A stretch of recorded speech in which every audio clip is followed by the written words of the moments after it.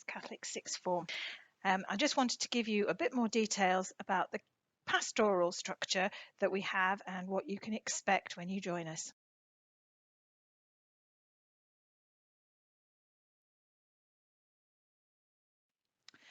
Just a few comments. I know we're very proud of this. We received a very positive Ofsted the last 2 times, and these are some of the things that they said about what the sixth form is like. And we certainly do take the personal development and well-being of all of our students very seriously. We do also like to think that we're there for the whole person, not just educational, but also developing personal skills and skills that employers are looking for. As one student said, there are always teachers around that you can talk to for support and guidance, and we're very proud of that. During your time with us, you will have a dedicated tutor and a head of year to support you for the full 2 years. And I'd just like to introduce you to some of the team. The head of year 12, your head of year, will be Mrs. Russell. Some of you who are already with us will know Mrs. Russell as she teaches both history and politics. This is Miss Brown. Miss Brown and Mrs. Russell share an office in Gabriel House. Miss Brown will be the head of year 13 next year. But as they share an office, you can usually find one of either them or myself, Mrs. Smith, Director of Sixth Form, around and about. So, as I said, we're on site all day. So staff and students. So if you need help, someone will be available. It might well be that we're teaching lower school, but you can always find one of us usually around in Gabriel House. Gabriel has a reception also that is staffed every day either by Mrs. Purdy or Mrs. Joyce, and they're a first point of call for dealing with registration issues, including absence. And when your parents or you, if you have to ring in to say that you're poorly, they would be the people to deal with that. They can also help you if you get lost, particularly in the first few weeks, or if you lose a copy of your timetable. They're very useful ladies to know. They're also people that you will need to deal with when you have a medical appointment, or you need to go off for an interview, or perhaps for a work experience placement, because they'll deal with that on the register for you. Both ladies have also full first aid training and can provide a first point of call for a variety of issues. Gabriel Reception is also where you can find information and application forms for the 16 to 19 bursary. The 16 to 19 bursary is a little bit of money. It's £15 a week for those students who have a household income of under 26,000. The money is paid half-termly. It's directly to the student and helps to cover transport and educational costs. There can also be, if you need money, a little additional money if you're on the bursary for things such as textbooks or revision materials. What do we offer then? Well, we offer an exciting range of over 30 subjects at A-level and BTECs in children's play, learning and development, business, engineering, applied science, sport, art and law. So we also offer a wide range of enrichment opportunities, including visits both in the UK and abroad. And generally, I think most people think that their 2 years in sixth form are a fantastic time. These are just some of the range of educational visits that we've been on in recent years. Yes, there's a lot of places that we go, and just a few pictures here. There's students in London with MP Julie Elliott, who gave up her time to have a chat with them. Those are politics, law, history, sociology, and related subjects that social science subject students, and it was fantastic of her to give up her time for us. Also a picture there of the students in NASA as part of their visit. We also include residential visits to Jesus College, Cambridge and St Anne's in Oxford. We've also had students who've been able to go to the UN in Geneva for a couple of times. These are some of the students. Our connections with both St John's and with St Anne's at Oxford and Jesus College, Cambridge are very close. We work very well with them. They do a number of visits for us. This was the personal statement workshop last September for those students. And you can see, in fact, one of our own previous students who is at the college was there to look after us all and to give them all the advice that she could about when she applied. So that was a great opportunity. This is a meeting with the students when they were giving their guidance about personal statements, but they also do interview workshops and helping them not just applying for Oxbridge, but also applying for other Russell Group and aspirational universities. It's really important to be able to learn those skills quite early on. So we do take students both in year 12 and in year 13 for more detailed guidance. For induction, so when we start, when you come in September, hopefully, there is an annual induction day where there are workshops provided by the universities of Durham, Newcastle, and Sunderland. The workshops are actually geared towards increasing A-level skills, and there are sessions on research, essay writing, and note taking, all the skills that you'll need to develop for independent learning, which is a huge section of what you will do as an A-level student. There were also sessions that were given on relaxation and mental health and well-being. So it was an important day in moving towards a more sixth form orientated way of working. We also had an inspirational speaker. I mean, last time it was Molly Hughes, who was the youngest woman to climb Everest.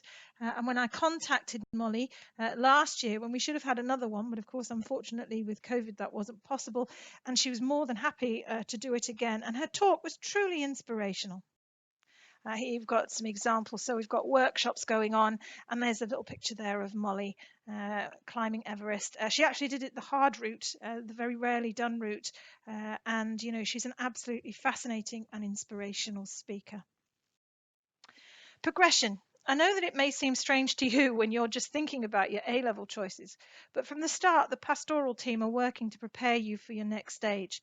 So we also offer, because 2 years, I know it seems like a long time, but it isn't really. It goes very fast. I mean, if you think back to the time when you started in year 10, it's very, very quickly that this time goes through. So right from the word go, we're talking about where you want to go, making sure that you've made the right choices. So an enormous number of events that we have to prepare for UCAS or apprenticeships, including we have a careers fair every year, COVID hoping, attended by all the local universities and many from further afield, including Bristol, Hull, York and Leeds. And you can see this was it a couple of years ago before, unfortunately, COVID caught us. That's Bristol University there.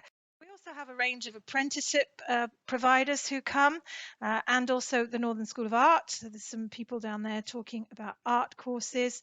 We also have Miltech, which is one of the major providers of apprenticeships. Liverpool Hope University come. You can see Northumbria down there, Teesside, Leeds University, Leeds Beckett come, and several of the universities, all the local universities, and several have come from much further afield. And that's an important opportunity for you. Hopefully, it would be in the March time that you're in year 12, fingers crossed.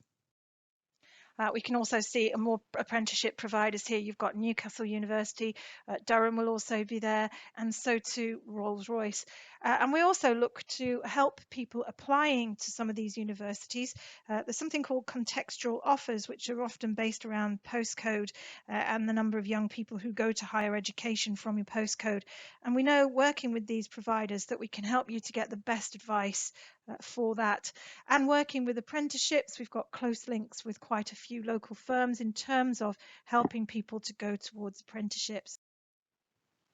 We also offer the extended project qualification, and you can see here we've got the year before and then some of this year's students giving their presentations about their EPQ.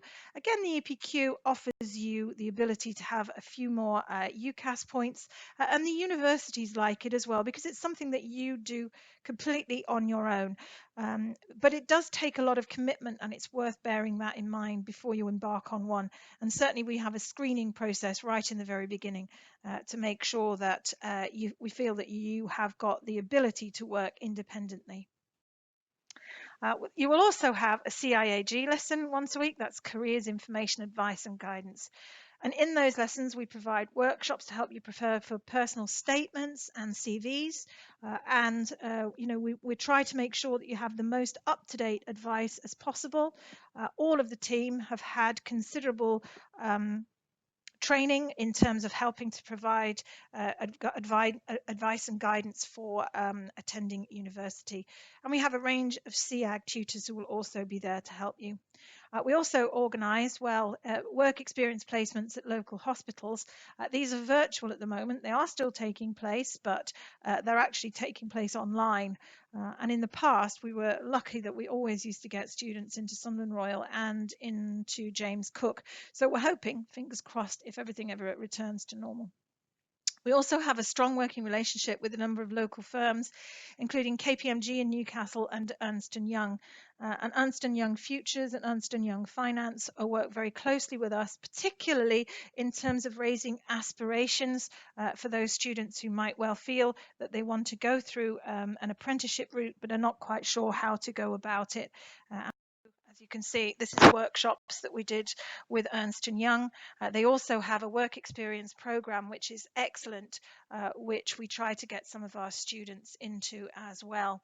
We've also had the position of students who've gone on to do their degree apprenticeship route, and that's Ernst & Young in Newcastle.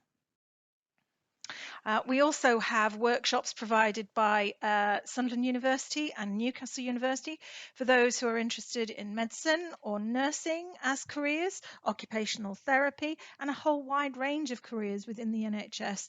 And you can see the students here being taught by one of the nurses from Sunderland. This is Newcastle University, students being given the opportunity to work in a laboratory in a bit more as would be like in the workplace. Again, this is workshops going on.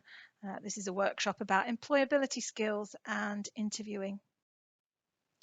This would be a workshop provided by In School about personal statements and about preparing for university. And this will be given by the team from Jesus College, Cambridge. But as I say, St Anne's also come as well. Opportunities to get involved. We also have a wide range of activities to get involved in. These are what we call enrichment. These are all things that we encourage people to get involved in as much as possible. We do the Duke of Edinburgh Award group. We have a very strong group that's led by Mr. Herman and Miss Almond.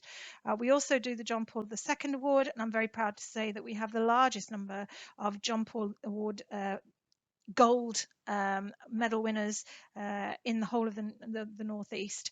We have large groups of students who do that, and that's something that students can do both in school with Miss Moran and Mr. Harrison, but students can also work within their own parishes, and in fact there's a considerable encouragement to do so.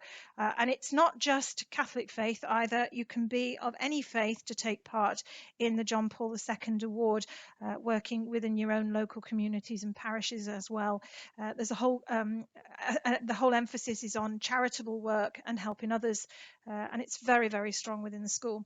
We also have a CAFOD Young Leaders Group, and we have a very heavily involvement in local and national elections. Elections can't happen in Sunderland really without us. And you can see, so you've got pictures here. This is the Duke of Edinburgh group. You can see them camping. This is students who went out on the visit to Cambodia to help a local village out there, improve their facilities. You can see them work. There's Miss Moran. This is part of the work the students did in preparing parcels of food for the local community. So there's always plenty of things to get involved in. Again, this is something at the youth village. It was a youth day.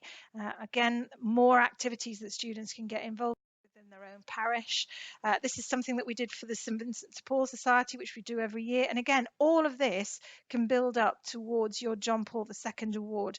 And you can see the students here. We collect toiletries every year for the homeless, for Wearside women in need, and for the Seamen's Mission down in at the port, which all goes towards those sailors who are in difficult circumstances. But as I say, we also collect for Wearside women in need, and you can see we also collect children's toiletries and things for the homeless. So it's a worthwhile cause, and it all helps to build up towards your John Paul II Award. Yes, this is students taking part in election activities and in election ballot box runs. Sunderland is very proud of its tradition of coming in first, and we work hard towards that. And it's these students who do the running with the ballot boxes, and you can see them doing some ballot box training. And yes, here we are. This is the actual election, and you can see some of our students out there getting those boxes in as quickly as possible. There's a wide range of things that you can get yourself involved in. We like students to have as much opportunity to get involved as we can. We don't take part in the sports day because there's too many of us. What we do have now is we have an annual rounders competition. It's an interform rounders competition. It's very tense. It's very tightly fought, as I'm sure you can imagine, and it's a good day held by everybody. But again, physical activity is important. Just a few more things. The recognition of our students' achievements in the Lord Glenamara Award, we're very proud of. We've had a record number of students in its, they have 10 award winners every year, and we're really, really proud. We've only had one year where we didn't have somebody, and in 2012, since its inception in 2012, and in fact in the last 2 years we've had 2 of the 10 runners, as you can see there. And in fact, in our former Secretary of State, Damien Hines, when we were there for the last time there with Melin and Robert, he actually said, "Who are these St Anthony's and St Aidans?" So, we're quite proud of our record. And in fact, we had a student last year as well, but unfortunately, because of COVID, the ceremony couldn't take place.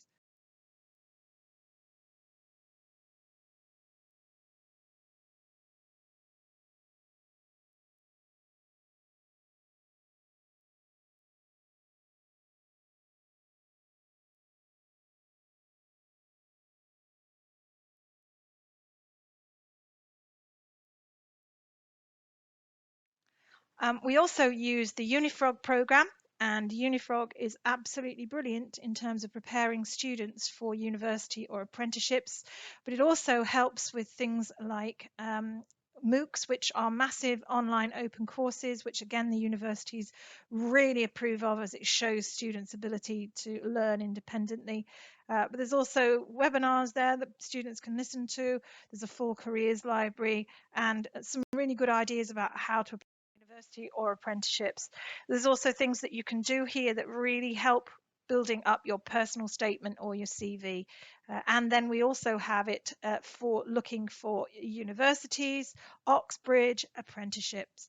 And if students are wanting to look to study abroad, and we do have students who have studied either in Europe or Northern Ireland or Ireland, again, it gives you some information about that. Students perhaps who are from the European Union who wish to study in European Union countries, we have had that too. So, how many careers, how many things do people go on to do? Well, to be frank, it's too many to mention. But to name just a few, we have nurses, teachers, accountants, artists, engineers, and countless other careers. Every year, the team has to investigate a new course or apprenticeship, anything from ethical hacking to the banking industry to oceanography in Falmouth. We also have helped many students to enter prestigious drama schools and conservatoires and apprenticeships in the turbine engineering and with the big 6 accountancy firms.